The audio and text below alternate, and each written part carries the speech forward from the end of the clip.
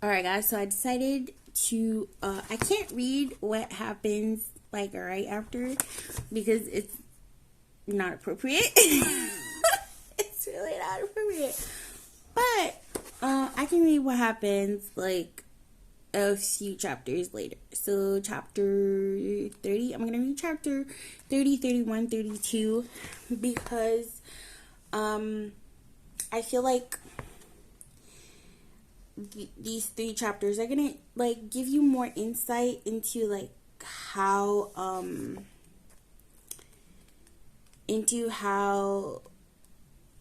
what the heck is going on in that girl's life. Okay, like it's a mess. It's a mess. It's just a mess. Okay, so yeah.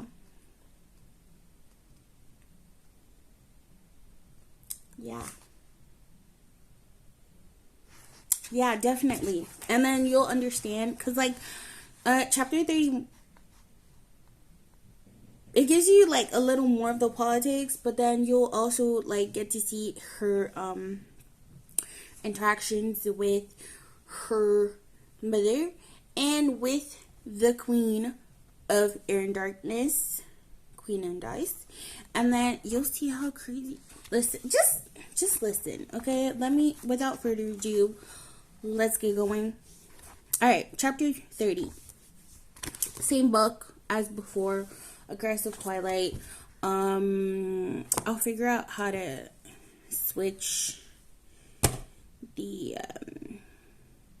lenses around right now.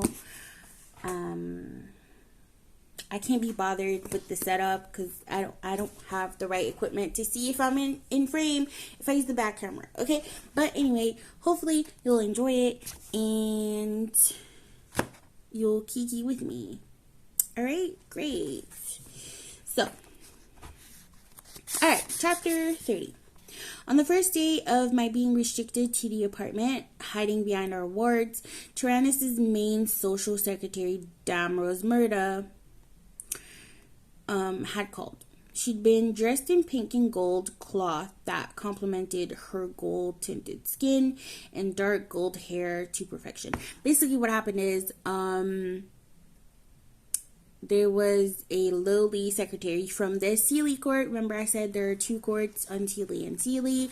Sealy are looked at like as the golden throng. They're all cutesy and, you know, what you think fairy is. And then Yan Sealy is seen as the bad guys, the monsters, with all the dark magic. But like, honestly though, like,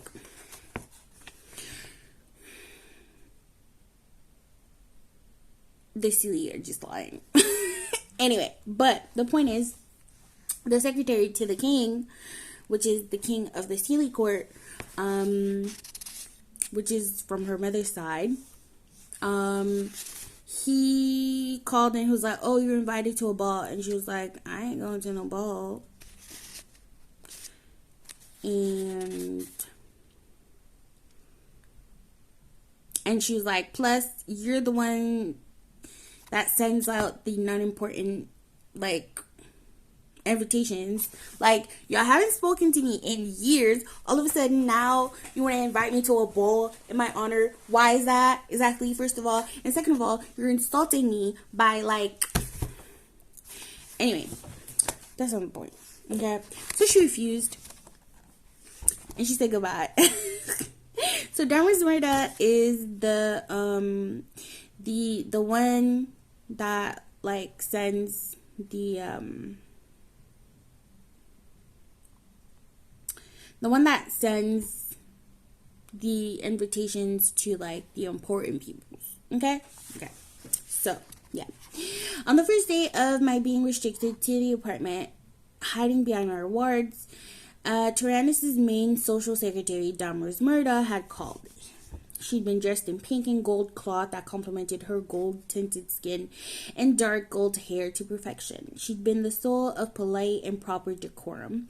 More than making up for Hedwig, which was like the other secretary. He was rude and like just an ass, okay? Like, I'm princess and you talking to me like that? Like, fuck you. Anyway, I thought. More than making up for Hedwig's rudeness. She also made it clear that the ball in question was the Yule Ball. I had to decline. If I attended any Yule Ball, it had to be the Antilles Ball. Whose murder had made noises that she, of course, understood. We weren't missed in helping with the murders because Peterson murders, she's a private investigator, so they had been called to a murder scene because stuff had happened, and they think it's the Nameless's fault. So if you don't know, I said that in the previous video. So yeah, anyway, so we weren't missed in helping with the murders because Peterson had forbidden anyone from the Gray Detective Agency from interfering with the case. Jeremy, which is her boss, had been pissed enough that he told Teresa not to tell them what she'd seen. But Teresa is all about helping her fellow man. She went dutifully from the hospital to the police station and finally found a detective who would take her report. Like, why are you fighting the police? They're being petty. They don't want your help, right? Because they're like, oh, it's magic. They're being bigots. Okay, that's basically what they are. They're being prejudiced instead of like fighting to resolve the crime because hundreds of people are dead. But look, you don't want my help. I have to fight you so you can let me help you? Like, okay, I'm not doing that. But then again, knowing me, I would feel guilty and still go and try to help. But anyway.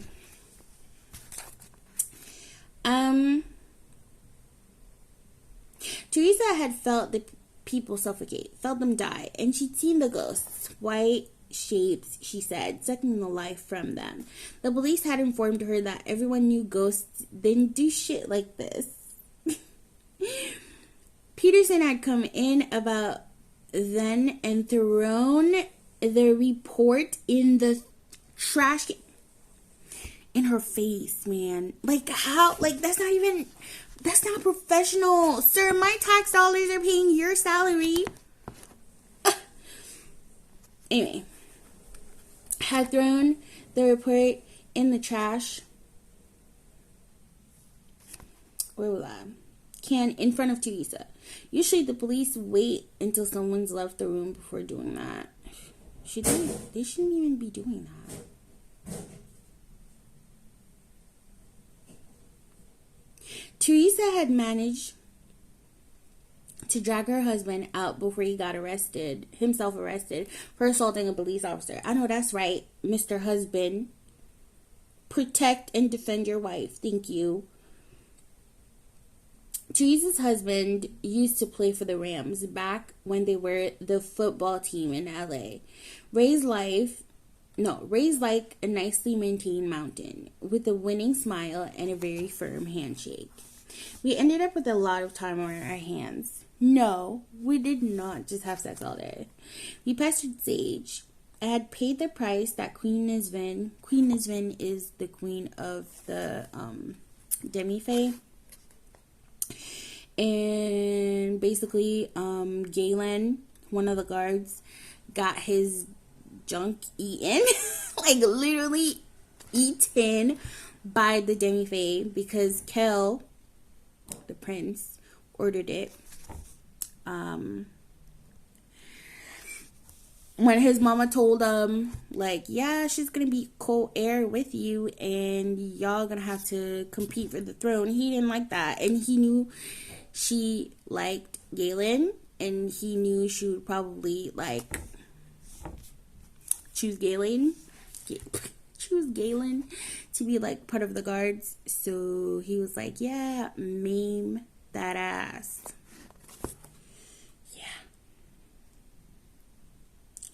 Real winner for Future King. Anyway, where was I?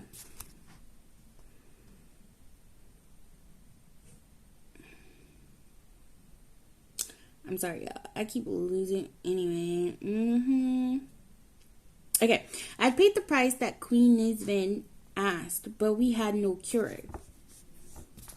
We hadn't Why hadn't Sage given us the cure last night? Why did Keto becoming she change everything for Sage?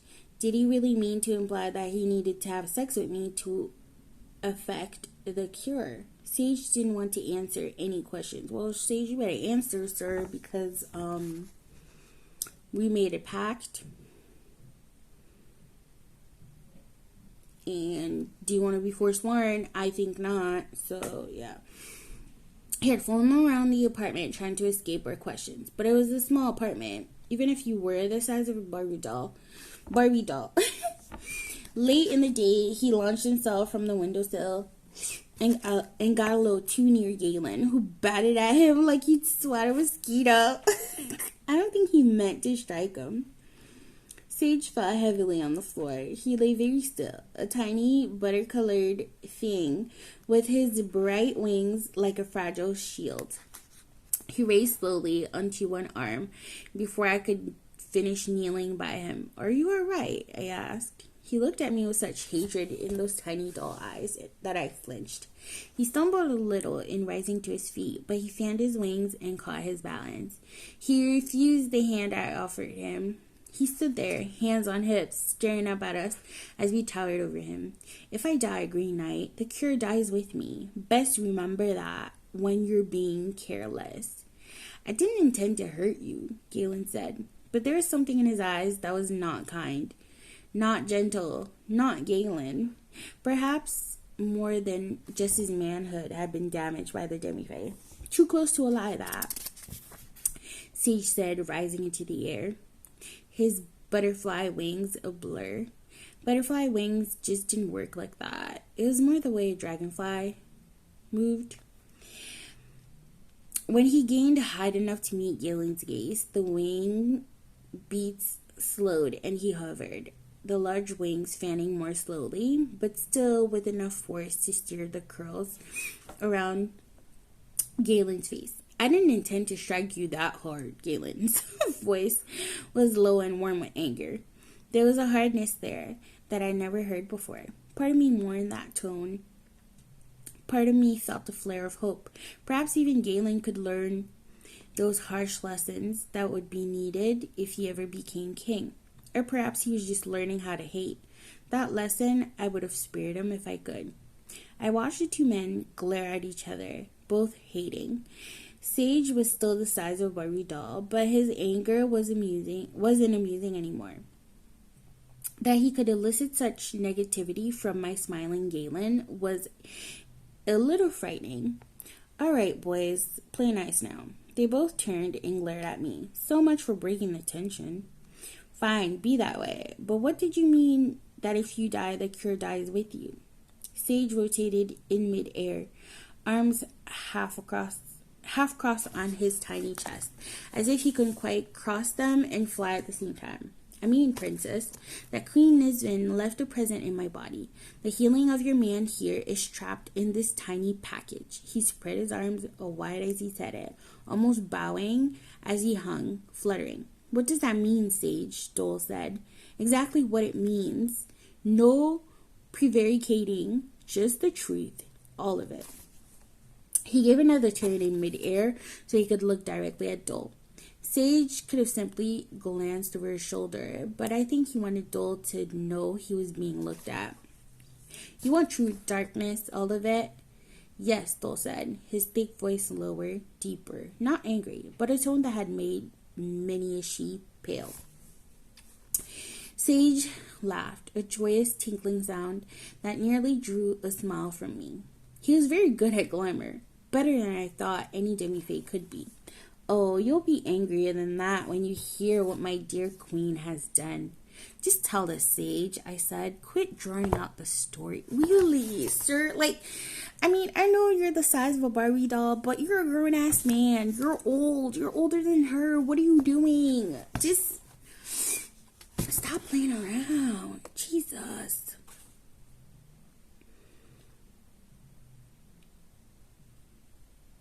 He turned to me, hovered close enough for the breath of his wings to caress my face. "Say please." His tone made it an insult. Galen tensed, and Reese laid a hand on his shoulder. I think I wasn't the only one who didn't quite trust Galen around the demi-fade. Please, I said. I had lots of faults, but false price wasn't one of them. It cost me nothing to say please to the tiny man. He smiled, obviously happy, since you asked nicely. He grabbed his tiny crotch through the filmy skirt he wore. The cure strapped here, where Queen Nisvin laid it. See, why? Why? Like, are you kidding me? Like, why? That is just rude. Like, you're basically telling someone you made a pact with them saying, okay, I'll give you the cure if you give me blood, right? She gave the blood, okay, because Sage sucked her blood off her finger, damn it. He gave her the blood. And then she can't just get it. Like, that's, okay, for real, in my humble opinion, that's almost grape, you know? That's almost assault. Like, you're basically coercing someone to have sex with someone they don't want to have sex with.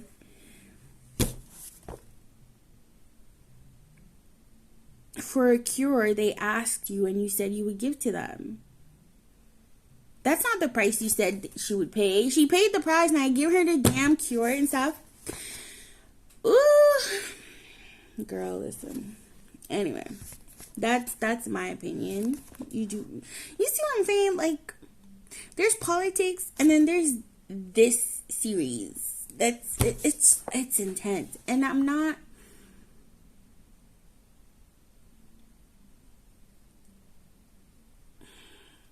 criticizing the author's work. I actually love the world that she created and the politics and the intricacies of it. I'm just infuriated by them. You know, like I'm really like in it, invested, and like I'm just annoyed on Mary's behalf. Okay, that's it. Yeah. Anyway.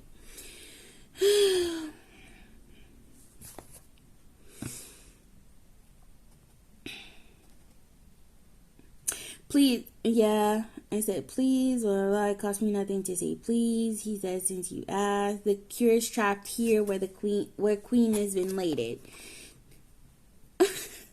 I felt my eyes widen. How does Meredith retrieve the cure? Dole said. His voice held emptiness, no tone at all. Oh, that's not good. Sage smiled, and even on a face not much bigger than my thumb, I recognized a leer when I saw it. The same way the Queen gave it to me. Nisvin is not allowed intercourse with anyone but her husband, Dole said.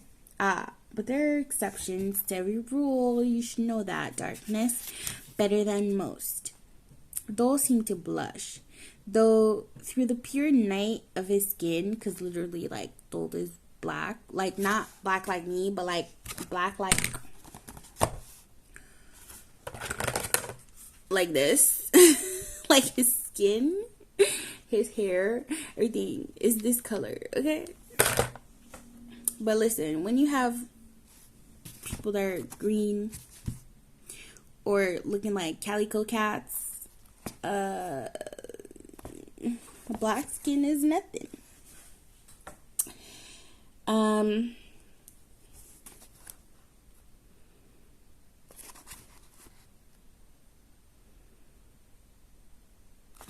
So yeah, his skin is black, but anyway.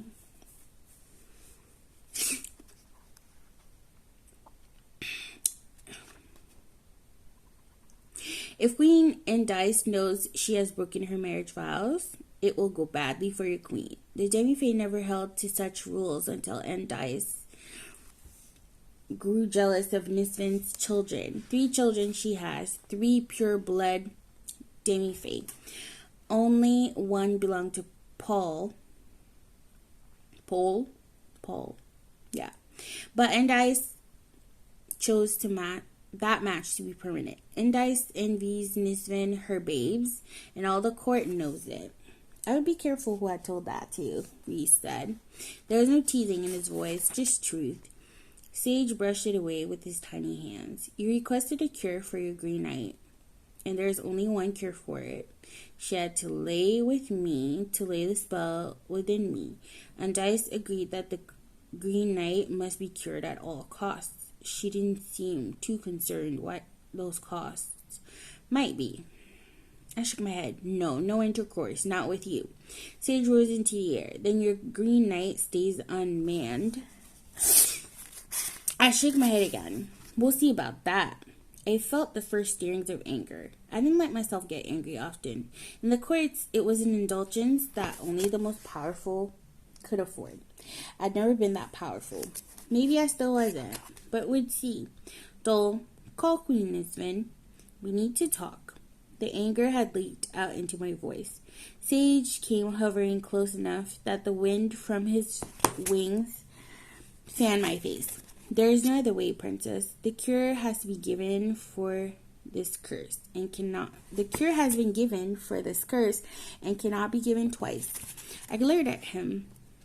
I'm not a woman's meat to feast upon. I know that's right, girl. Why is everybody bargaining with your body? Like, as if it's not your body and not your choice. Like, she's basically like, I swear to God, she's a princess, but like, she's basically a damn piece of meat. Like, what the hell's going on? Oh, Lord. I am not every man's meat to feast upon, little man. I am princess of flesh and heir to the unseelie throne. I do not whore for Nisven. Tell her. Only for Indice, Sage said. Ooh. I mean, he kind of got a point, but shut the fuck up. I came very close to swatting him, but I wasn't sure how hard I would have hit, and I didn't want to hurt him that badly. Not by accident. No, if I hurt Sage that badly, I wanted it to be on purpose. Dole, contact Nisven now. He didn't argue, just went for the bedroom door. I followed him with the others trailing behind. Sage kept talking as we went. What do you plan to do, Princess? What can you do? Is one night with me such a high price to pay for your green knight's manhood? Listen, I paid the price already. The price was blood. I paid the mother effing price. Give me what I paid for. Ooh, girl. Ooh, I would be so mad. I would be so pissed. Anyway. I ignored him. Nisven was already in the mirror when I entered the bedroom. She wore a black dress today, utterly sheer so that her pale body seemed to gleam through the dark cloth. Discreet touches of black sequins sparkled at neck and sleeve. Her white hair fell loose around her body. The hair fell almost to her tiny ankles, but it was thin and strange looking, almost like it wasn't hair at all. All I could think of was a spider's web blowing in the breeze. Her pale wings framed her like a white curtain. Her 3 ladies-in-waiting stood behind her chair, but each was clad only in a tiny silken robe, as if they'd been roused from bed. Each robe still matched each set of wings, rose red, daffodil yellow, and iris purple. The hair that flowed loose around their faces was sleep-tousled the way real hair should be. Sorry. The white mouse was back at her side, complete with bejeweled collar. For Nisven to wear no crown, no jewels, meant she had been in true haste to answer a call. Princess Meredith, to what do I owe this unexpected honor? Her voice held just a trace of peevishness. Apparently, we had awakened her entire court from their beds. Whose fault is that? That's your business, ma'am. I don't care. Queen Nisven, you promised me the cure for Galen if I fed your servant. I have lived up to my bargain, but you have not lived up to yours. She sat up a little straighter, hands folded in her lap, ankles crossed. Sage has not given you the cure. She sounded truly puzzled. No, I said. Her gaze left my face and found the tiny man who had lit upon the edge of the dresser so he could be easily seen from the mirror. Sage, what is this about? She refused the cure, he said, spreading his hands out as if to say, not my fault. Nizvin looked back at me. Is this true? Did you truly think I would accept him in my bed? He's a wonderful lover, princess. To one of your height, perhaps, but to one of mine, it grows a little ridiculous. Imagine fucking a Barbie. Like, that makes no sense. Oh my god. Like, the man is this tall. What am I supposed to do with this? You know what I'm saying? Like, you know? Anyway. Or rather, it doesn't grow enough, we said from the back of the bedroom. I shot him a hard look. He shrugged, almost an apology, and turned back to the mirror. If size is the only problem, that can be remedied, Nizvin said. Your Majesty, Sage said, I do not think this is wise.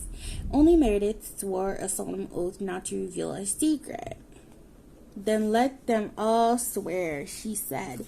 I shook my head. We swear nothing, I said. If you do not give the cure for my night now, then I call you Oathbreaker. Oathbreakers do not have long political careers among the Fae. The cure is there for the taking, princess. It is not my fault you will not partake.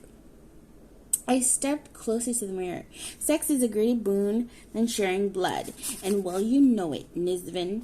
Her face seemed to become even thinner, her pale eyes glittering with anger. You overstep yourself, Meredith, forgetting my title. No, it is you who oversteps yourself, Nizvin. You retain your title as queen at Indice's sufferance, and well you know that. I will have you up before my aunt as an oathbreaker if Galen's cure is not forthcoming immediately. Immediately! Yes! Ma'am! I would not be turned from my course by anger, no matter how much you taunt me, Meredith, Nizvin said. Reveal yourself, Sage. My queen, I think it unwise.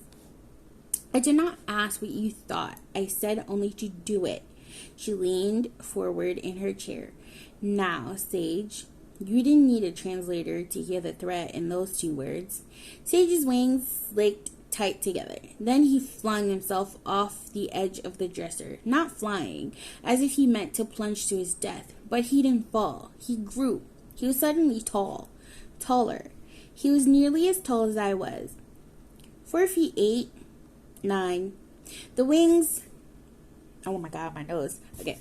The wings that had been lovely when tiny were like stained glass artwork worn across the back of his body.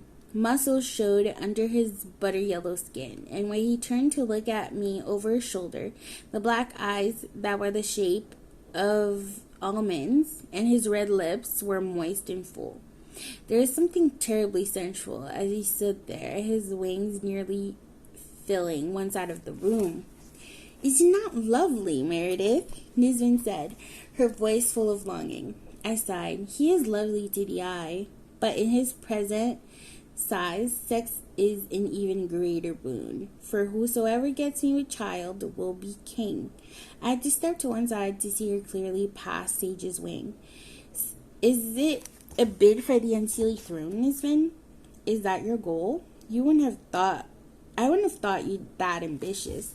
I bid for no throne, she says. Liar and oathbreaker, Dole said. He had never moved out of the mirror's sight, and if he wanted her to remember always that he was by my side. She turned a flat and very unfriendly gaze to him. Mind your manners, Darkness. Yeah, that's his nickname. Darkness, because he's black. Like, he's so inventive, right? I mean, whatever. Give Meredith the cure as you swore you would. Queen Indi said the Green Knight was to be cured at all costs. Dole shook his head. She could not have dreamt this cost. There have always been rumors that some of the demi-fae could grow larger, but rumors, fables, no truth until now. The queen would think ill of a demi-fae king, especially one who is your puppet in all things. She hissed at him. In that one movement, she seemed very alien, as if I'd figure out what she was truly if I thought hard enough, and it wouldn't be human. The white mouse had crouched away from her as if it feared her temper. You have a choice here, Queen Nisven. You can either give me the cure for Galen, as you swore you would, or I can tell Queen Endice about your plotting. Nisven looked at me, eyes narrow. If I give you the cure, you will not tell Endice about all this. We are allies, Queen Nisven. Allies protect each other. I have not fully agreed to an alliance merely for an offering of blood once a week. After sex with Sage, have sex with Sage, and I will be your ally. What is it with... Okay. Y'all already know where I'm going with this. I'm not going to have the same rant over and over again, but, like, this is insane to me. Oh my god. Alright. Give me the cure for Galen. Take your blood offering once a week. Be my ally, or I tell Aunt Endice what you tried to do here. Nisven didn't look angry anywhere. She looked frightened. If I had not had Sage show you his secret, then you would not have had anything to blackmail me with. Perhaps even a little seed in the wrong place can cause a large problem. What do you mean?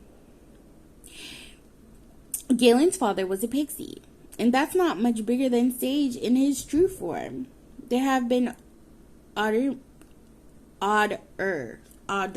Lord, I can't speak. There have been odder mixes in the courts. I think Endice would see your demand that one of your men fuck me as a grave breach of trust. Yes, I agree. She spat and the mouse scrambled out of sight. Ew, don't be spitting, that's gross. Even her ladies-in-waiting backed up. Trust. What do the she know of trust? About as much as the demi-fae, I said. She gave me a truly evil look, but I was expecting it, or something like it. I smiled at her around the curve of Sage's wings. I'd asked for an alliance so you and yours could spy for me. I looked at Sage and nearly as tall as I was. But here's proof that you have other talents.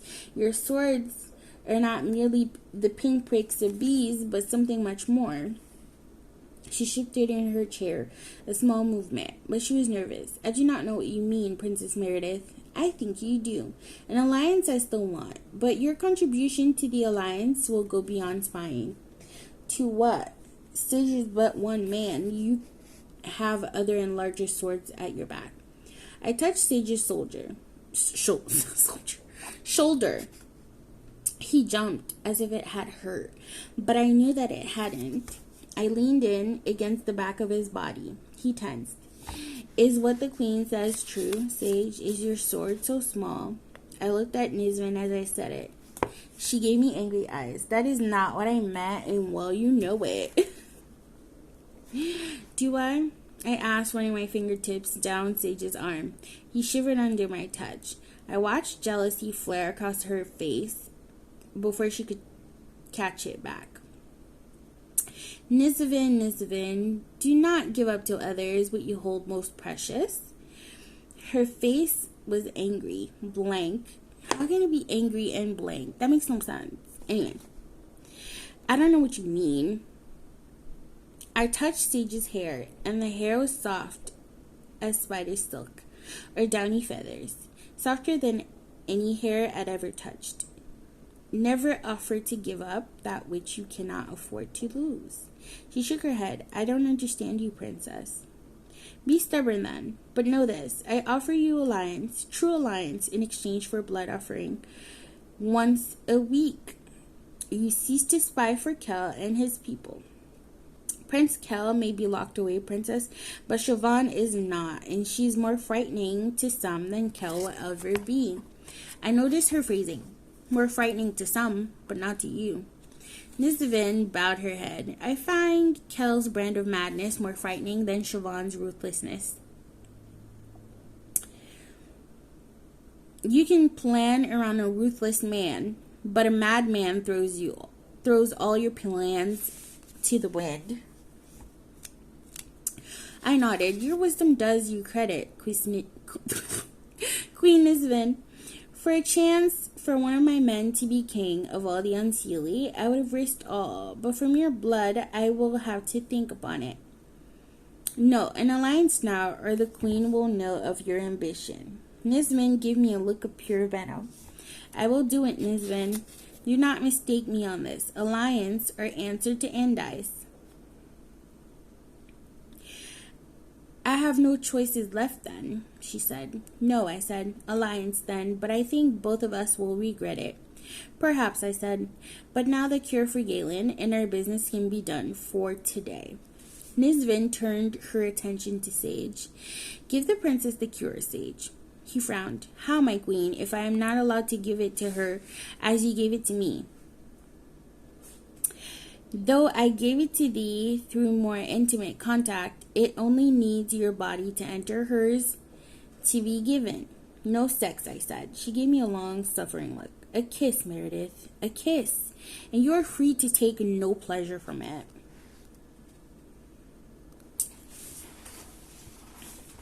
I had to move to one side by Dole so Sage could turn around. His wings seemed to fill all the space between the dresser and the bed. When Sage was turned around, I stepped back in front of him. His wings rose above his shoulders like the top of some golden bejeweled heart. His hair was only a shade more golden than the soft yellow of his skin. He looked almost unreal in his loveliness until you reached his eyes.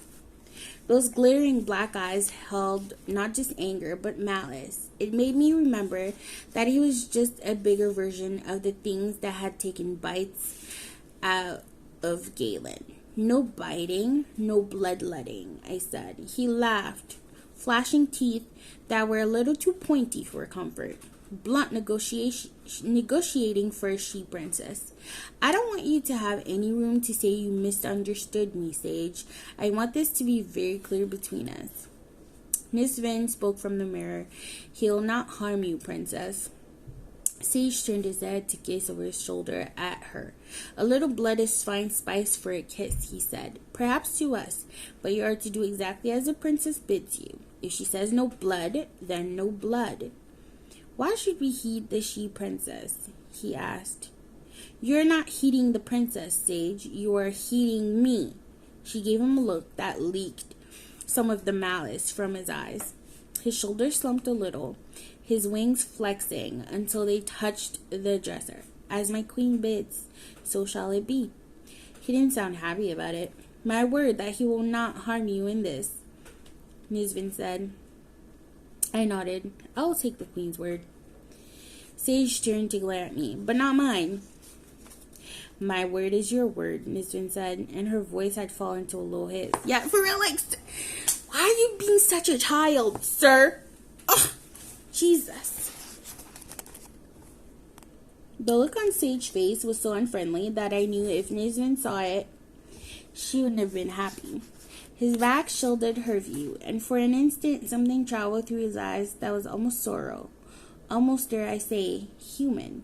It was gone almost instantly, but that one brief glimpse gave me something to think about. Maybe Nisven's little court wasn't any happier than Undice's.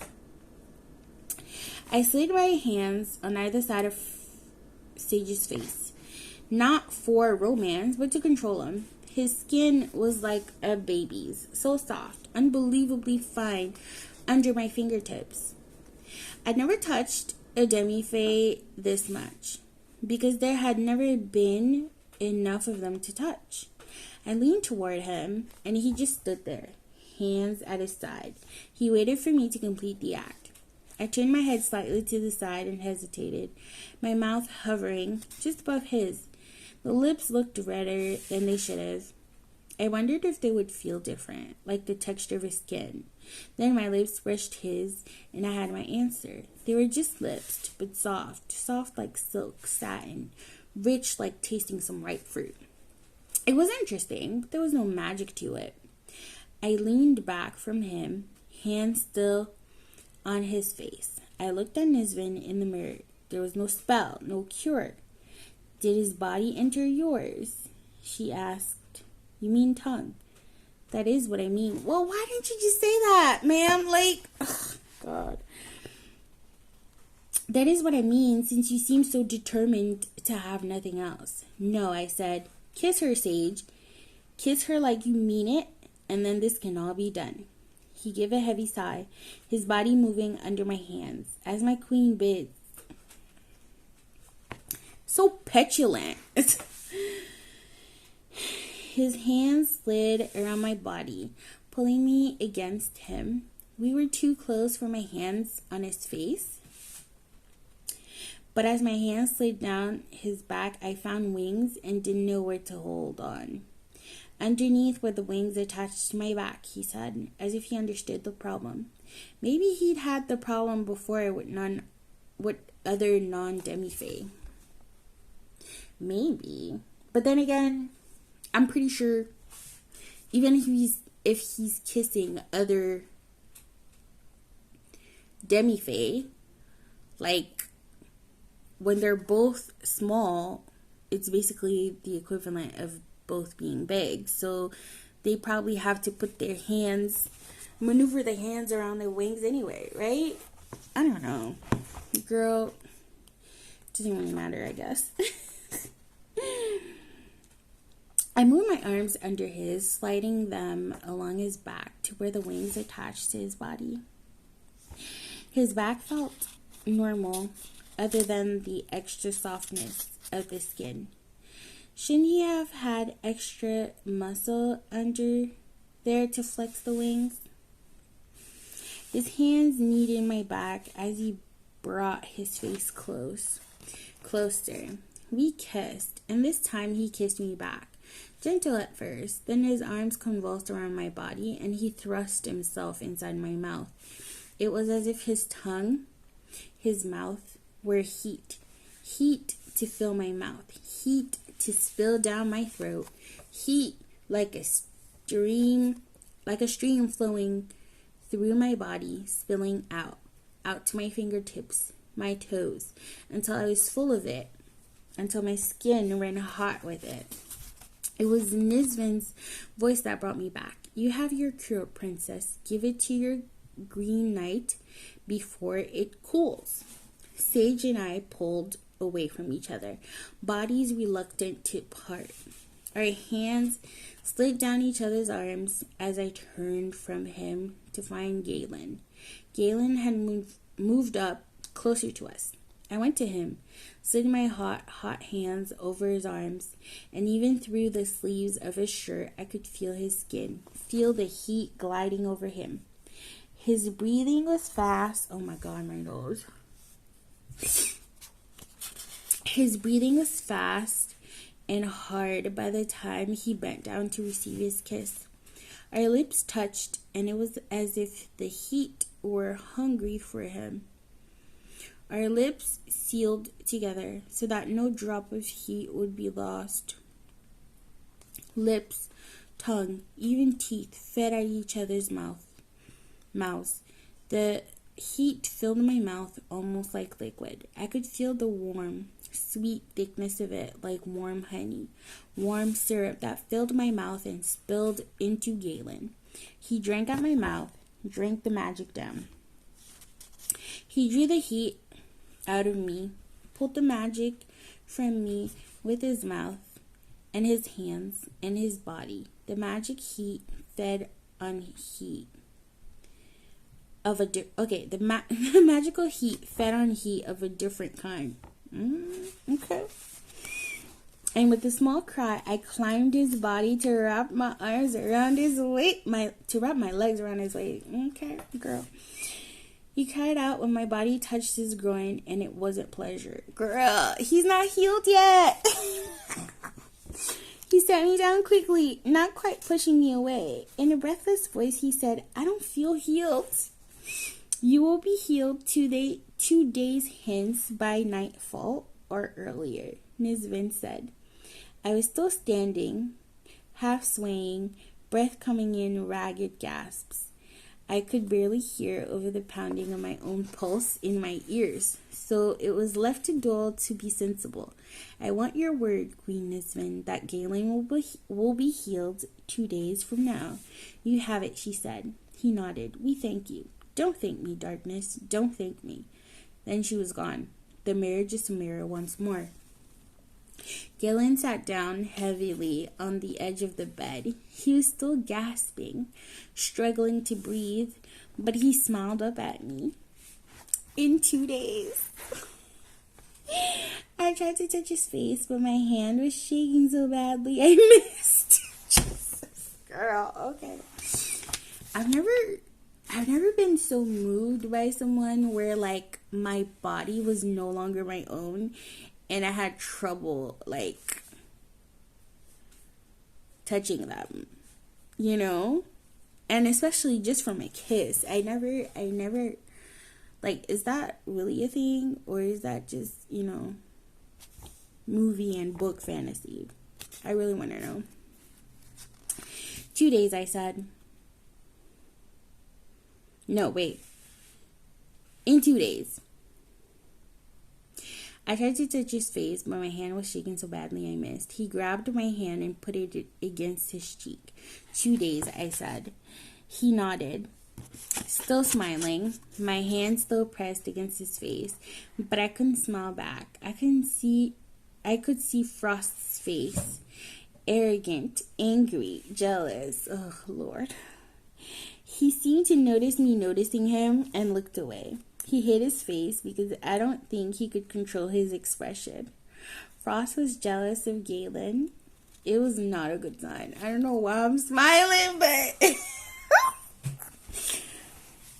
listen, that's her little childhood sweetheart. Like, you know what I'm saying? She's been in love with the man since she was old enough to have a crush on someone. So, like, and then she could never do it because, like, the Queen's guards are not allowed to have sex with anybody, right? And, yeah. And now you're telling her she can have sex with her. It's about to be wild up in here. Listen. Anyway. That night was Frost's night, and he seemed determined to make me forget everyone else. I was looking down his stomach when Endice's voice came like an evil dream. Okay, this is chapter 31 now, okay? I was looking down his stomach when Endice's voice came like an evil dream out of the empty mirror. Oh, Lord. I will not be blocked from the sight I wish to see, not by my own darkness. You have 1 minute, then I will clear my own way. Shit. How do you go? Listen, when you call in somebody, if they're not answering because they busy or something, that's so rude. Like, you can't just be barging in on people. The fudge? We froze, then rolled to our feet, got tangled in the sheets, and nearly fell. Frost said, "My queen, Dole is not here. We will fetch him for you if you but wait." She made a low sound, almost a growl. "My patience is low tonight, my killing Frost. I will give you 2 minutes to find him and free this mirror, or I will do it for you. It's not going to be pretty. We will make haste, my queen." I was already in the doorway. "Dole, the queen on the mirror now. She wants to see you." My voice must have carried the urgency I was feeling because Dole rolled off the couch shirtless, wearing just his jeans. He was inside the bedroom, one hand outstretched as Frost pleaded for just 1 more minute. I climbed on the bed as the fastest way to make room for both of the men to stand in front of the mirror. Dole touched the side of the mirror and the glass flashed once with light, then cleared. Then there was something in the mirror. I couldn't see much of it around the 2 broad backs of the men, but what I could see made me half glad my view was obstructed. There was torchlight flickering, dark stone walls, and soft, hopeless moaning. Okay. As if whoever was making the sound had gone beyond the need to scream, beyond words, beyond anything but that utterly hopeless moaning. When I was little, I'd always thought that the wailing of ghosts must be like the sounds in the hallway of mortality. Strangely, ghosts don't make noises like that, or at least none that I've ever met. How dare you lock me out, Doyle? How dare you? It's not your bedroom. What the fuck? I don't care if you're queen. Like,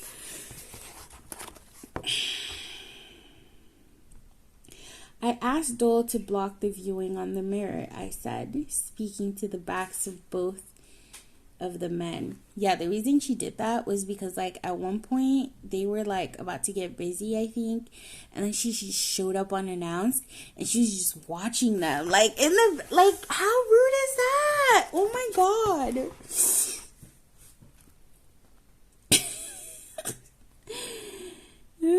I said, speaking to the backs of both of the men. I hear a little princess, but I do not see her. If we are going to fight, then I wish to see her face to face. Who said anything about fighting? You like coming out here like guns blazing. Oh my god. Her voice held anger like a cup filled to the brim with something hot and scolding. The men parted so that I was suddenly visible, kneeling on the bed in the tangle of sheets and pillows. Undice was suddenly visible as well. She was standing in the middle of the hallway of mortality, where I'd known she was. The viewing mirror in the torture area. Yeah, that's their torture chamber. The hallway of mortality, Lord.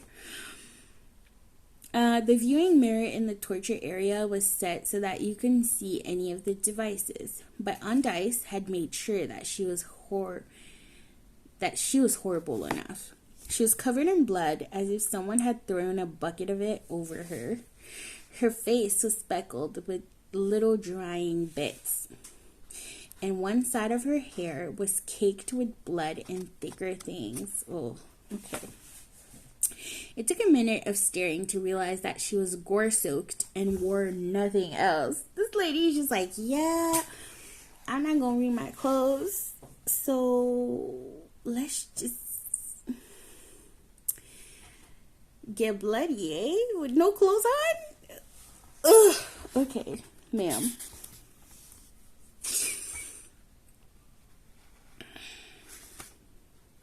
She was actually so covered in blood and bits that I hadn't realized she was nude at first. Imagine, oh my god, no. Okay, I'm not gonna say that. I'm just saying, imagine the blood touching your bits and the other stuff that should be inside someone's body touching you. Oh my god, okay. I took air through my nose, out through my mouth for a few breaths while Doyle filled the silence. We have had many callers, my queen. The princess grew tired of being caught unprepared for visitors. Who else has been calling you, niece? I swallowed hard, let out the breath I'd been half holding, and my voice came out just fine, not a tremble. Good for me. Tyrannus' secretaries mostly. What does he want? She nearly spit the word he. I was invited to the Yule Ball, but declined. I added the last hastily. I did not want her to think I'd snubbed her court. How terribly high-handed, and how terribly typical of Tyrannus. If one may be so bold, my queen, Dole said softly, you are in an exceptional mood, despite the fact that you have obviously been indulging yourself heartily. Okay. What has so displeased you? Dole was right. I'd seen Undice come back from a torture session humming, covered in gore and humming. She should have been having a very good time by her standards, but she wasn't. What kind of standards is that? I have taken those who I deem capable of either releasing the nameless or calling the old ones. I have questioned them all most thoroughly. If any of them had done these things, they would have talked by now. She sounded tired, the anger beginning to leak away. I am sure, my queen, that you have been most thorough, Dole said. She looked at him, and it was a hard look. Are you making fun of me? Dole bowed as far as the mirror would allow. Never, my queen. She rubbed her hand across her forehead, smearing blood across her white skin. No, she in our court did this, my darkness. Then who, if not our people? Dole asked. He did not rise from his bow. We are not the only she, Dole. You mean Tyrannus's court, Frost said. Her eyes flicked at him, and they narrowed in a very unfriendly manner. Yes, that's what I mean. Frost bowed, mirroring Dole. I meant no disrespect, Your Majesty. Dole said, from his awkward position, have you informed the king of his peril? He refuses to believe that anyone in his beautiful, shining court could do such a thing. He says that none of his people would know how to raise the old dead gods, and that none would touch the nameless, for it has nothing to do with them. The nameless is an Unseelie problem, and the old gods are ghosts, and that is an Unseelie problem as well. What exactly would be a Seelie problem? I asked. I almost hated to have her attention back on me, but I wanted to know. If none of this was Seelie business, then what exactly was their business?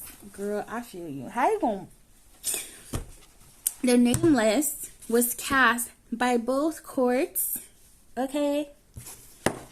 So, yeah, no. Like, it is your business, sir. You see what I'm saying? Delusional. Delulu.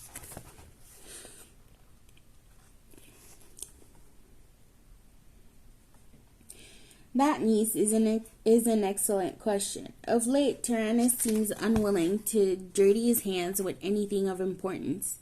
I don't know what's wrong with him, but he seems to be living more and more in his own little dream haven, built of pretty illusions and his own magic. She crossed her stained arms, looking thoughtful. It has to be one of his court. It has to be. What can we do to get him to see that? I asked. I don't know. I wish I did. She waved her hands. Oh, for pity's sake. Get up, both of you. Go sit on the bed. Look comfortable. How are you going to tell somebody to look comfortable? Either they are comfortable or they're not. Like, making someone look... forcing someone to look comfortable when they're not is just going to look uncomfortable. What? Oh, God. Okay. Frost and Dole stood and came to sit, one on either side of me.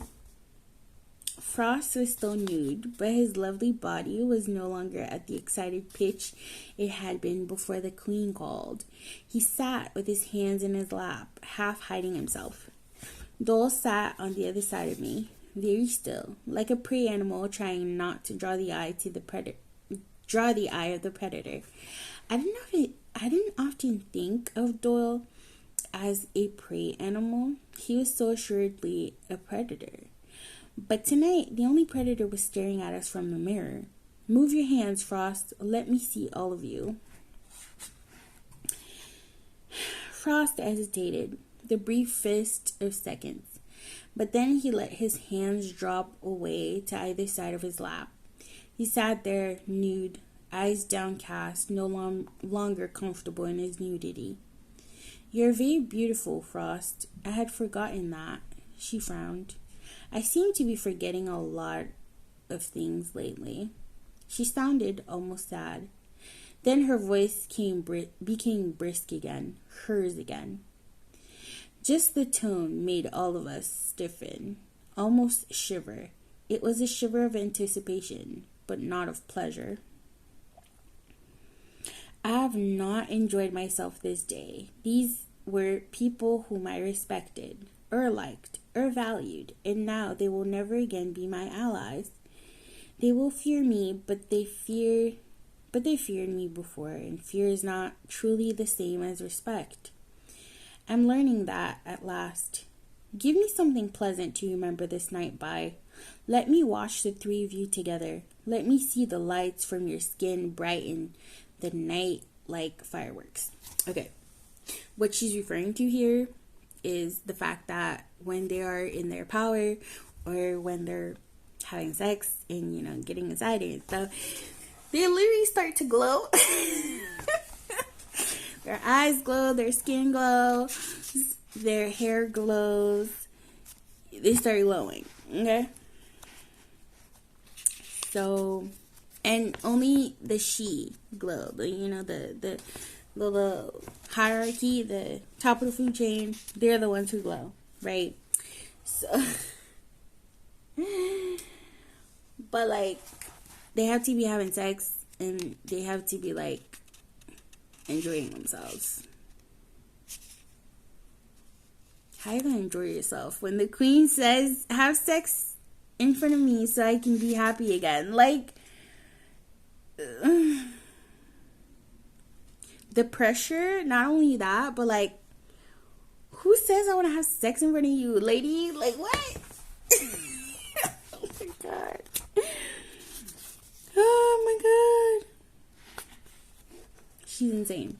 The three of us sat there for a second. Then Dole said, I have had my night with the princess. Frost has made it clear that he does not wish to share her tonight. He will share if I say that he will share. Ma'am, this is not your body. Shut up. Dice said. It was hard to argue with her, blood-soaked and nude, looking like some terrible primal thing, but we tried. I would ask that your majesty not do this, Frost said. He wasn't looking arrogant. He was looking almost frightened. You would ask? You would ask? What is it that you are asking me? Nothing, he said, head hanging so that the shine of his hair hid his face. Absolutely nothing. He sounded bitter and sorrowful when he said it. And Dice, I said, keeping my voice level, soft, like I was trying to talk a crazy person out of setting off the bomb strapped to her body. Please, we have done nothing to displease you. We have done everything we can to please you. Why would you punish us for that? Where are you going to have sex tonight? Yes, but you're going to fuck Frost tonight, are you not? Yes. You fucked Frost. You fucked Doyle last night, correct? Well, yes, but then what difference does it make if you fuck them both right now, tonight? Her voice was rising again, losing its calm edge. Now, mind you, people, this is her aunt. This is her father's brother. Wait, what? Her father's sister. Older sister.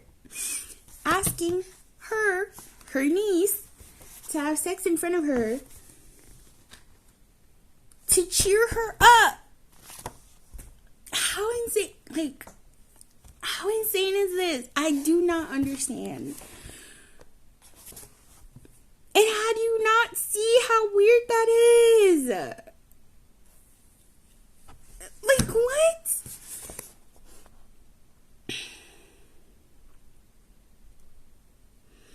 My voice went lower, more even, as hers began to unravel. I have not been with both of them at once before, Your Majesty. A ménage à trois must be done carefully or you spoil the game. I think that Dole and Frost are both too dominant to share me comfortably. She nodded. Very well. I think we all relaxed, let a breath out. Then replace one of them with one of the others. Give me a show, niece of mine. Give me a show, niece of mine. Give me something to enjoy this night. I don't know, ma'am. Go watch TV, something. Fuck. I've done my best reasoning. I'd even agreed with it. No, she'd even agreed with it, and it hadn't helped us. I looked from one man to the other. At this point, I'm open to suggestions. I hoped Undice thought I meant suggestions on who to invite in or who to replace, but I hoped that the men understood that I was still wanting a way out of all of this. Nika is less dominant, Foss said stilly. How do you understand what I meant? That's not what I meant, man. Suggestions on how to get her off our ass. Like, wait. Or Keto. Dole said Keto had his turn today, and Nika isn't due for 2 more nights. I think everyone would agree on Nika being moved ahead before they would agree to Keto being allowed 2 turns back to back. Agree, the queen said. Why do the men have to agree to anything? Don't you just pick them on them, Meredith? Not really. We've got a schedule, and we usually stick to it. A schedule. A schedule? She began to smile, then to grin. And how did you arrive at the schedule? It was alphabetical, I said, trying not to sound as puzzled as I felt. She has an alphabetical schedule. Alphabetical. I mean, it's kind of funny. It's like, I have so many men. I need a schedule on, like, getting everybody their turn. So we're just gonna go alphabetically. What is this? Okay, I'm sorry. It's funny.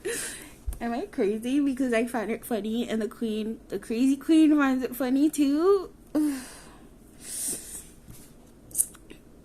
I hope not.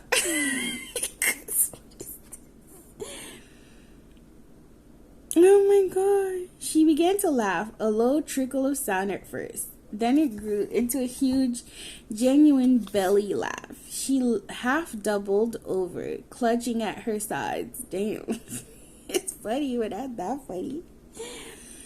Laughing until tears trailed out of her eyes to trickle through the blood.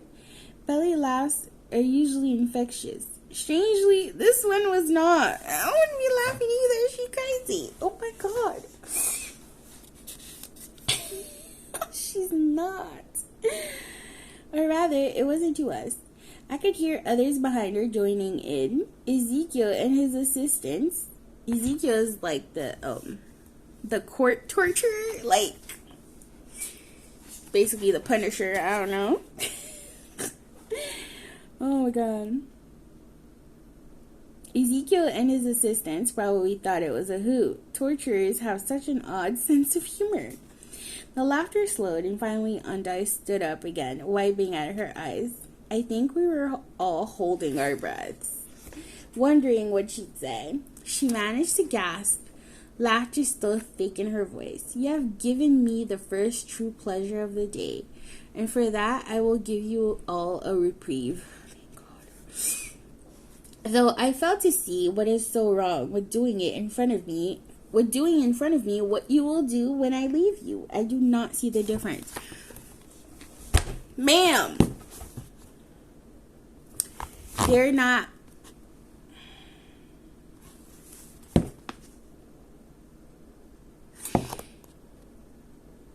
It's not like brushing your teeth, okay? Sex is not like brushing your teeth. You do not need to be there. This is not a spectacle. This is not a dance recital. This is not freaking soccer practice.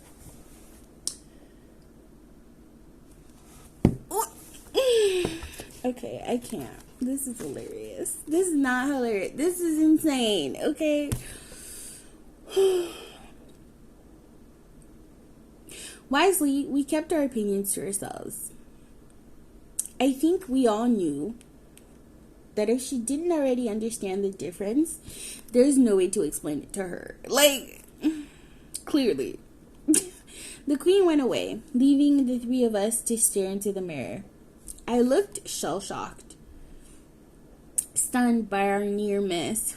Girl, Dole's face showed almost nothing.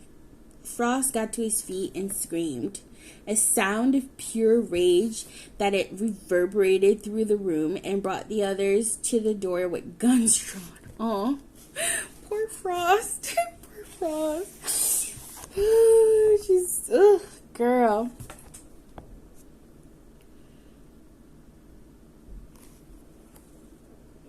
Reese looked around the room puzzled. What happened? Frost wheeled toward him.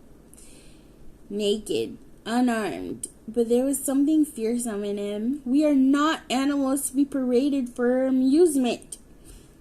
Dole stood up, motioning the others back. Reese looked at me and I nodded. They left, closing the door softly behind them. Dole spoke softly to Frost.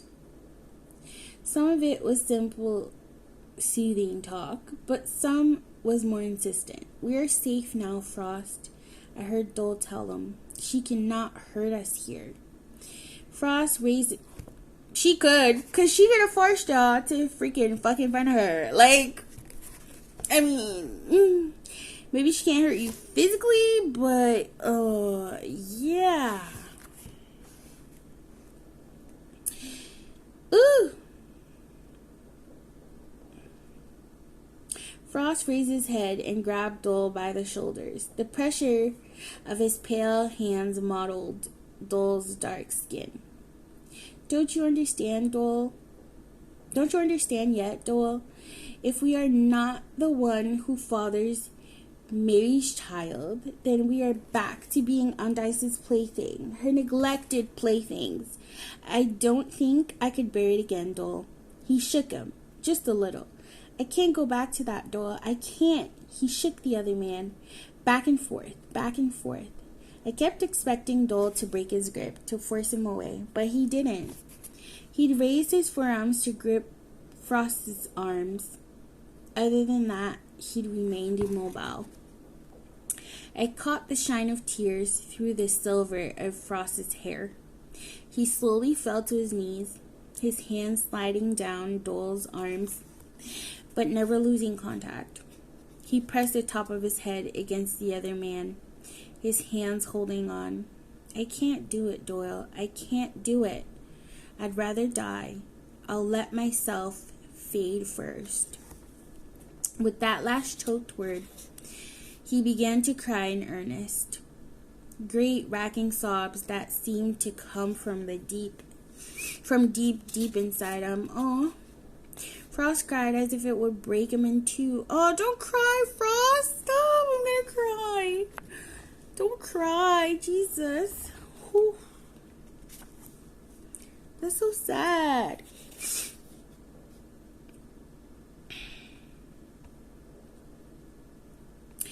Dole let him cry, and when he had quieted, Dole helped me get Frost into bed.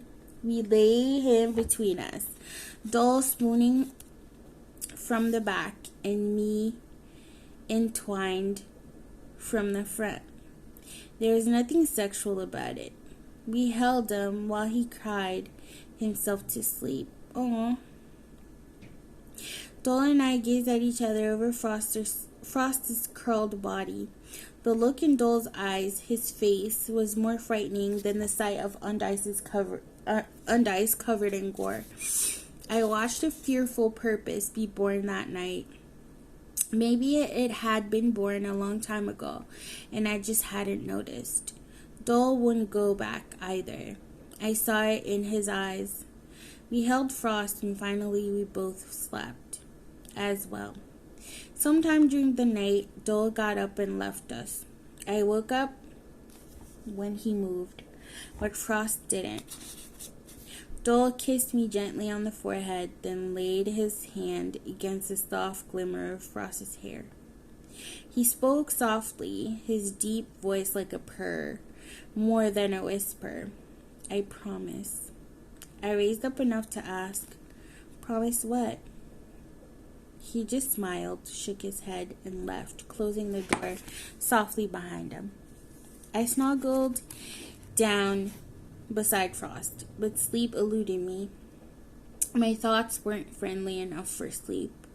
Dawn's light had grayed the window before I drifted into a fitful rest. I dreamed that I stood beside Undice in the hallway of mortality. All the men were chained to the torture devices. untouched, unharmed, the only shining, clean things in all that dark place. Undice kept trying to get me to join her in torturing them. I refused, and I wouldn't let her touch them. She threatened me and them, and I kept refusing her, and my refusal somehow made it so she couldn't touch them. I refused until Frost's small whimpering woke me. He was twitching in his sleep, struggling. I woke him as gently as I could, stroking down his arm. He woke with a scream, half choked in his throat, eyes wild. The scream had brought the other men to the door. I waved them away as I hugged Frost to me. "It's all right, Frost. It's all right. It was just a dream."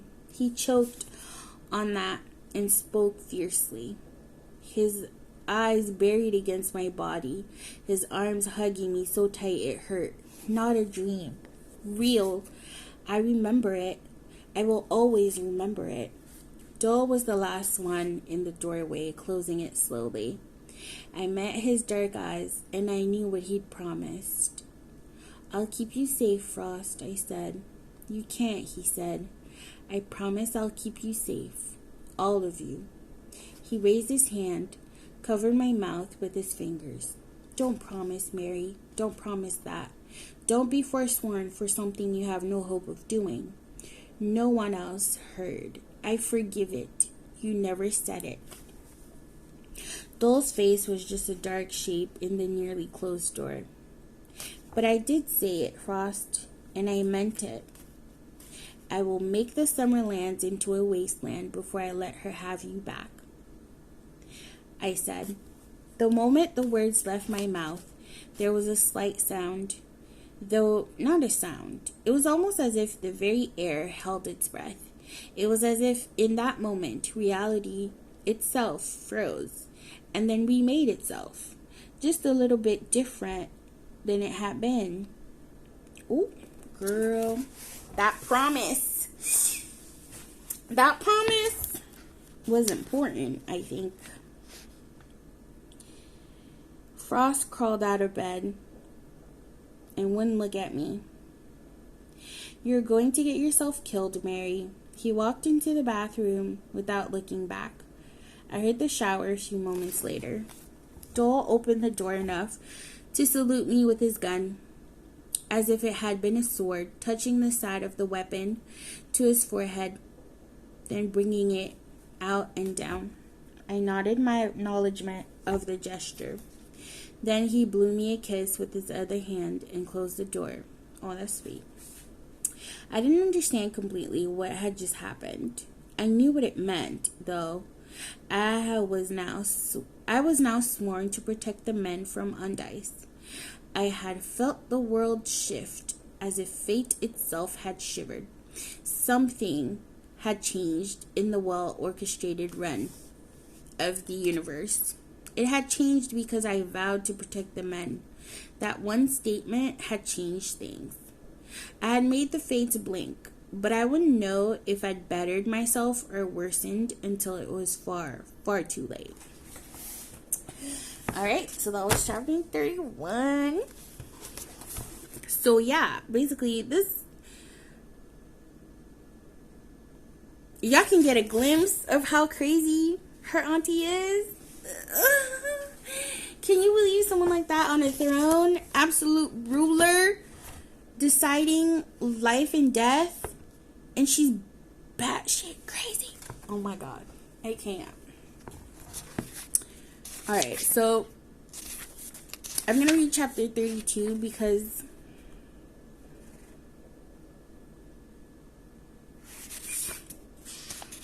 it's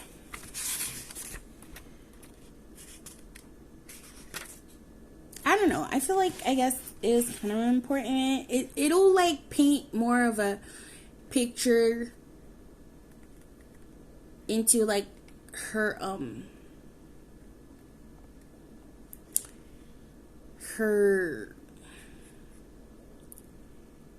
upbringing, or at least her relationship. Basically, you're gonna understand her relationship with her mother. And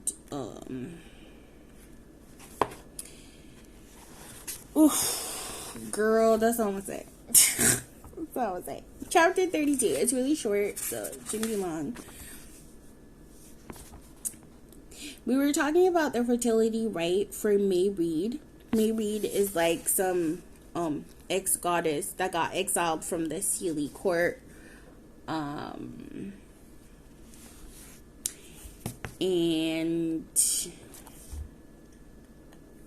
yeah, she wants a baby, so they're gonna do like a fertility ritual for her so she can get a baby, because her husband is dying of cancer and they really want a baby. So, you know, what you gonna do? Alright, we were talking about the fertility rite for May Reed when the mirror sounded again. But this time, it was the clear ringing of a bell, a clarion call, almost like a trumpet. Dole had gotten up saying, "Someone new." He came back a few minutes later with an odd look on his face. "Who is it?" Reese asked. Meredith's mother." He sounded puzzled. "My mother?" I stood up, letting the notes that I was making fall to the floor. I started to bend down and pick them up, but Galen took my hand. "Do you want company?" I think of all the men, he alone knew how I truly felt about my mother. I started to say no, then changed my mind. Yes, I would very much like company. He offered me his arm, and I laid my hand across his in a very formal way. "Would you like more company?" Dole asked. I looked around the room and tried to decide if I wanted to impress my mother or insult her. With the men in my living room, I could do either, or maybe even both. There really wasn't room for everybody to troop in, so I settled for Galen and Dole. I didn't really need protection from my own mother. Okay. At least not the kind of protection that bodyguards could supply. Exactly, but you still do. Dole went first to tell her that the princess would be a moment. Galen and I waited outside the door for a little bit. Then we walked in. He escorted me in front of the mirror and sat down on the dark burgundy bedspread, trying to be unobtrusive. Dole stayed standing, though. He moved to the far side of the mirror. He wasn't as concerned with being unobtrusive. Listen, Dole, I agree, okay? I agree. I faced the mirror. I knew her hair fell in thick, perfect waves past her waist, but you can tell that from the image in the mirror. Her elaborate hairdo was piled upon her head in layers. She had used leaves made of hammered gold to encircle the hairdo. They almost hid the very ordinary brown of her hair. It wasn't as if no one of pure she blood had brown hair, because some did. I think she hid her hair because it was exactly like her mother's. My half brownie, half human grandmother.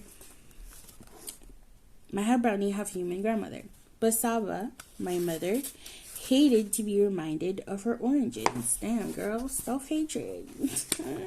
Yay. Isn't that fun? Her eyes were merely brown, a nice solid chocolate brown with long, long lashes. Her skin was lovely. She'd always spent hours on her skin. Milk baths, creams, lotions, but nothing she could do would ever give her the pure white of moonlit skin, or the soft gold tint of sunlight skin. She would never have she skin. Never. Her older twin sister, Elunid, had that glowing skin, but it was my mother's skin, more than the hair or eyes, that set her apart at a glance as not pure she.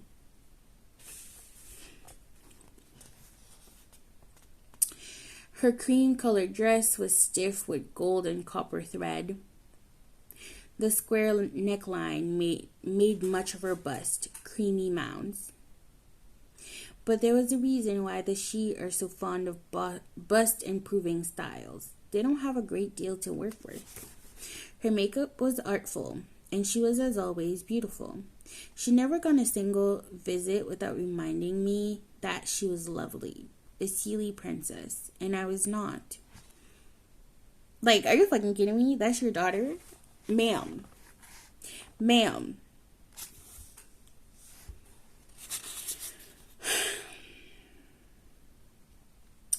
I was too short, too human-shaped, and my hair, dear goddess, my hair was blood auburn, a color that was found only in the unseelie court. Because basically, the mama is a Sealy princess, the dad was an unseelie prince, right? And basically, the reason why they got together, they didn't love each other, right? It was a peace treaty. So basically, Meredith was unwanted, unexpected, and just her parents' marriage were a peace treaty. Oh my god. They weren't supposed to have a child. Oh well. I don't remember if they explain it in this part of the book, which is why I'm explaining it. But anyway. I looked at her beauty, and realized that she could have been human. There are humans who were tall and slender, and that was all she had to prove that she was more she than I. She was far too overdressed to pay call upon her own daughter. The care with which she'd arranged herself made me wonder if she knew just how much I disliked her. Then I realized she was almost always disarranged, this carefully constructed. I was wearing a pair of shorts and a tank top that showed off my stomach. The shorts were black, the top was a blood red, and my skin gleamed between the two colors. My shoulder-length hair was beginning to catch some of the wave it had when I let it grow long. Not the profuse waves of my mother's and my grandmother's hair, but waves nonetheless. The hair was only 2 shades darker than the blood red of the tank top. I wore no jewelry, but my body itself was jewelry. My skin shone like polished ivory, my hair gleamed like garnets, and my eyes, I had tri-colored eyes. I looked at my beautiful but almost too human-looking mother and had a moment of realization. Don't we love epiphanies around here? Don't we? It was only as I'd grown older that she complained about my looks. Oh, the hair. She'd always hated the hair, and she'd always been unkind. But the worst insults had begun when I was 10 or 11 years old. She felt threatened. I never realized until this moment, as she sat there in her Sealy finery, and I stood in casual street clothes, that I was prettier than my mother. Girl, yes, but we love that. Don't we want our children to be like more beautiful, smarter, more lucky than us? Like, we want the best for them. Like, apparently not this one. Lord. Yeah, I stared at her. Just stared for a minute, because it was like rewriting a part of my childhood in a space of heartbeats. You know how, like, poor girl, she's been, like, mistreated by her family. Her mother doesn't love her. Not only, like, she didn't, like, grow up with, she didn't get her powers until, like, 3 months ago. She's, what, 33 or something? So, and then you got her mother, like, telling her she ugly, too. Like, what? Oh, my God. Some people shouldn't procreate. And honestly, I don't understand why she didn't just wear a condom. Like, do they not know about condoms in fairy? If you didn't want children, you should have worn a condom. Like, that simple.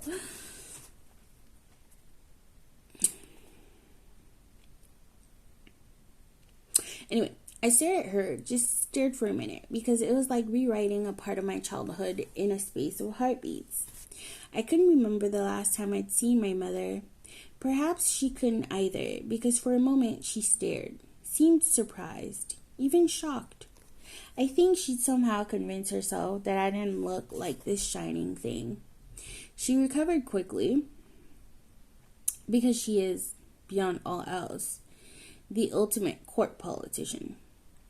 She can school her face to whatever whim of the king without mussing an eyelash. Daughter, how good to see you. Princess Basaba, the bride of peace, greetings. I had deliberately omitted our blood ties. The only mother I had ever... girl, I can't read. The only mother I'd ever truly had was Gran, my mother's mother. She, I would have welcomed. The woman sitting in the silk-draped chair was a stranger to me, and always had been. She looked startled and didn't quite recover.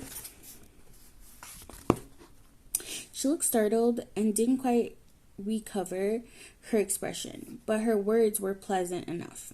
Princess Meredith, Nikisis, greetings from the Sealy court. I had to smile.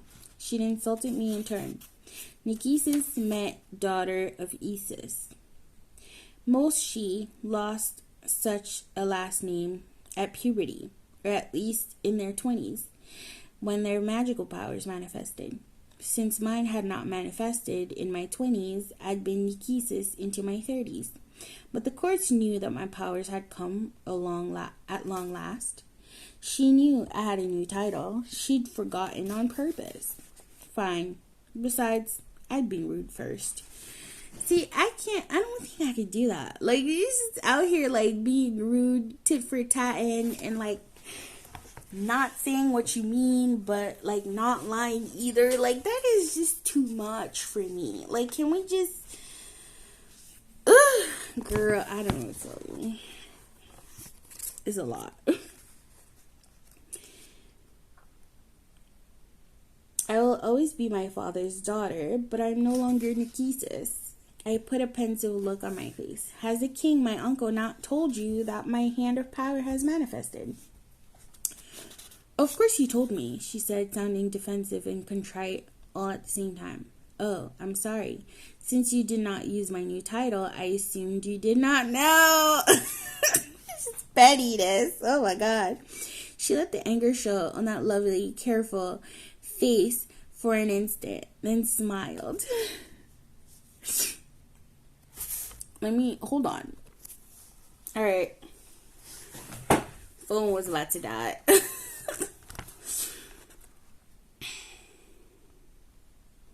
So where was I?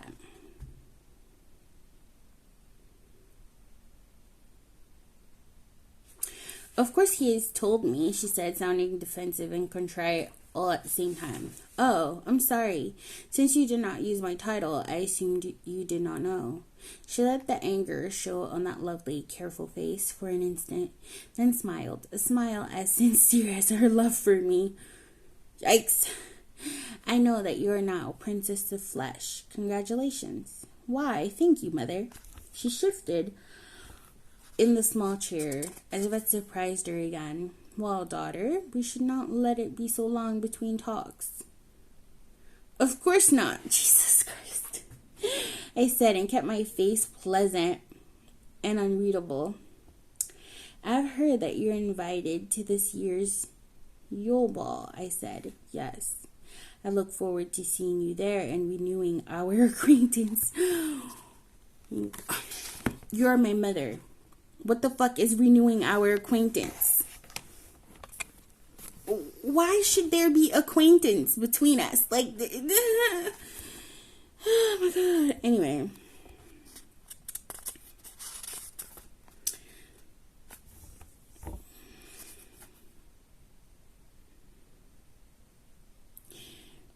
Oh my God. Where was I? Yeah. I am surprised that you have not also heard that I had to decline the invitation. I had heard and find it hard to credit. Her hands stayed gracefully poised on the arms of the chair, but her body leaned forward just a bit, spoiling that perfect posture. There are many who would do much to be so honored with an invitation. Yes, but you do know that I am now heir of the Unseelie court, do you not, mother? She sat up straight again and shook her head. I wondered if all that gold leaf on her hair was heavy. You are co-heir, not true heir. Your cousin is still true heir to that throne. I sighed and stopped trying to look pleasant, settling for neutral. I'm surprised, mother. You are usually better informed. I do not know what you mean, she said. Oh my God, girl stuff. Queen Ondice has made Prince Kel and me equals. It remains only to see which one of us produces a child first. If I take after you, mother, it will surely be me. The king is most eager that you attend our ball. Oh my God, I can't speak. Are you listening to me, mother? I am heir to the Unseelie throne. If I travel home for any Yule celebrations, it must be the Unseelie ball.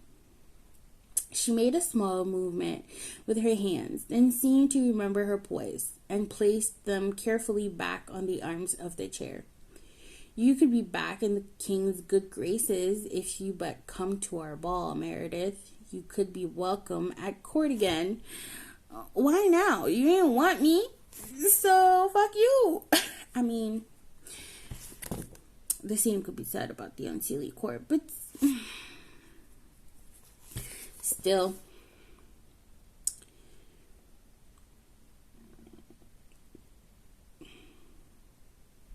I am already welcome at court, mother. And how can I be back in the king's good graces when, to my knowledge, I've never been in his good graces to begin with? She again waved that away. Oh my God. She just buried her head in the sand, huh? And even forgot to place her hands back on the chair. She was more agitated than she appeared to forget and talk with her hands. She'd always hated the fact that she spoke with her hands. She thought it was a common thing to do. You could come back to the Seelie court, Meredith. Think about it. Truly, a Seelie princess at last. I am heir to a throne, mother. Why should I want to rejoin a court when I'm fifth from the throne, when I can rule another? She waved it away. You cannot compare being part of the Seelie court to anything having to do with the Unseelie court, Meredith. I looked at her, so carefully beautiful, so stubbornly biased. Are you saying it would be better to be the least of all royals at the Seelie court instead of ruler of the Unseelie court? Are you implying that it is better to rule in hell than be in heaven? She asked, almost laughing. I've spent time at both courts, mother. There is not a great deal to choose between the two. How can you say that to me, Meredith? I've done my time at the dark court, and I know how hideous it is. I've spent my time in the shining court, and I know that my blood is just as red on shining gold lace marble as it is on black. Ooh, girl, what was your blood doing on the damn marble floor, ma'am? Or maybe the walls? I don't know.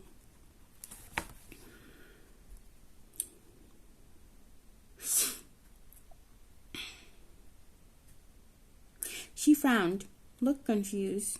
I don't know what you mean. If Gran had not interceded for me, would you really have let Tyrannus beat me to death? Beat your own daughter to death in front of your eyes? That is a hateful thing to say, Meredith. So you're not denying it. You're just saying that her telling the truth is hateful, but not the fact that you didn't protect your own daughter. Wow. Okay, ma'am. The worst part is, this is a book, but this happens in real life all the time. I would know. Just answer the question, Mother. You had asked a very impertinent question of the king, and that is not a wise thing to do. So, asking a question deserves to get beaten to death. Oh, okay, great. Yeah. Whew. Oh, Lord. Okay.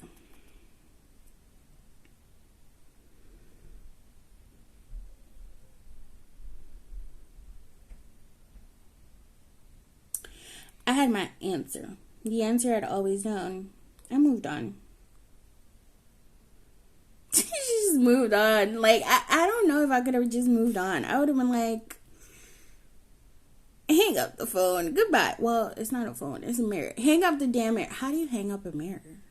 Girl, I don't fucking know, but goodbye. You know what I'm saying? Just leave. Oh, my God.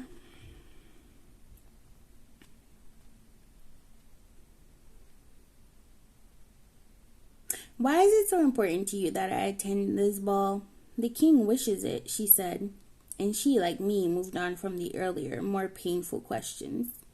I will not insult Queen Andice and all my people by snubbing their Yule celebration. If I come home, it will be for their Yule ball. Surely you see that is the way it has to be. I see nothing but that you have not changed. You are still as willful and determined to be difficult as always. Okay. And you have not changed either, Mother. What did the king offer you to persuade me to come to this ball? I don't know what you mean. Yes, you do. That's a lie. Don't be lying. I thought you couldn't lie. Ma'am, you can't lie. That's a lie. Yes, you do. It's not enough for you to have the title of princess. You want what goes with the title, power. What did the king offer you? That is between him and me. Unless you come to the ball, come and I will tell you. Really? You really think I care that much to come to the ball? No, I do not. Like, shake my head. Poor bait that, Mother. Poor bait. What is that supposed to mean? She was very angry and made no attempt to hide it. Oh my God. Narc much? Ooh, girl. Which, from a social climber of her stature, was the supreme insult. I wasn't worth... Wait, what? I'm confused. What did I read? She was very angry and made no attempt to hide it. Which, from a social climber, oh my God, of her stature was the supreme insult. I wasn't worth hiding her anger from. I was perhaps one of the very few whom she would have so insulted. Her own sister was someone she tiptoed around. It means, dear Mother, that I will not be attending the Sealy Yule Ball. I motioned to Doyle, and he cut the transmission abruptly. Yes! Hang up in her face! Ooh, girl! Leaving my mother in mid-word as she faded. Yes, that's right. The mirror rang almost immediately with that bell sound, that clarion of trumpets. But we knew who it was now, and we weren't home to her. End of chapter 32. Oh my God. So she has an abusive, narc, delusional mother. A crazy, abusive, psychopath,